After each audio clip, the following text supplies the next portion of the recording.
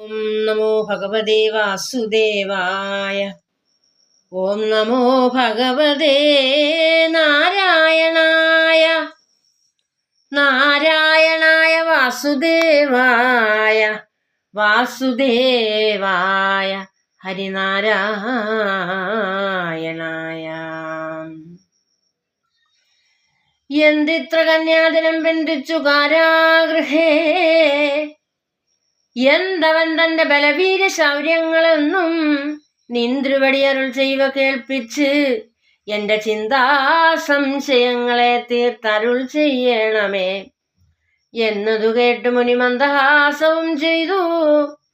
നന്ദിച്ചു നൃപനോട് കേൾക്കാൻ നീവയെന്നാൻ മുന്നമങ്ങൾ നൃപപത്നിമാർ കന്യകമാരൊന്നിച്ചു 16,000 നൃപനുമായി ഇരിക്കും വിധു വിഷ്ണു ഭഗവാൻ ഭിക്ഷുവായി ചരിച്ച് ദിവസം നിതു തേജോമയൻ.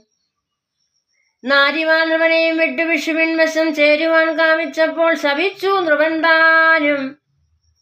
പിന്നെയും നാരിമാർക്കു വരവുമുണ്ടു പുരാ വന്നിടും ഭർത്താവായി വിഷ്ണുവാൻ കൃഷ്ണനെന്നും ചൊല്ലിയിടു. ഒരു വർഷം മുന്നേവനായ നൃപനല്ലോ പിന്നെയും വന്നു ജനിച്ചു നരകനായി എന്നതും പറയുന്നു നാരിമാർ വിരിഞ്ചനെ. നന്നായി സേവിച്ച് നാരദാജ്ഞയാലെന്നും അന്ന് ദാതാവ് നൽകി വരമെന്നൊരു പക്ഷം പിന്നെ നാരദവാക്യ അനുഗ്രഹമെന്നുമുണ്ട്.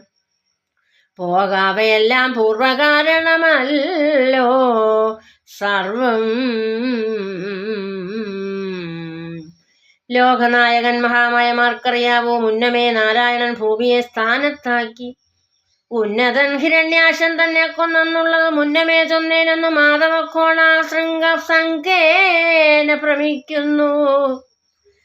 പുത്രനുമുണ്ടായത് ദാനവസ്പർശനത്തിനാ ശുദ്ധമല്ലാകയാലും ദീനയായ മുഷിഞ്ഞ് അടി ദുഃഖസമയത്ത് പുത്രൻ ഉണ്ടാകയാൽ അപ്പോഴേ ഭൂമിനെ പുത്രൻ രക്ഷിക്കണമെന്ന് മാധവനോട് അർത്ഥിച്ചാൽ മഹാവിഷ്ണു തെളിഞ്ഞു നരകനും അത്ര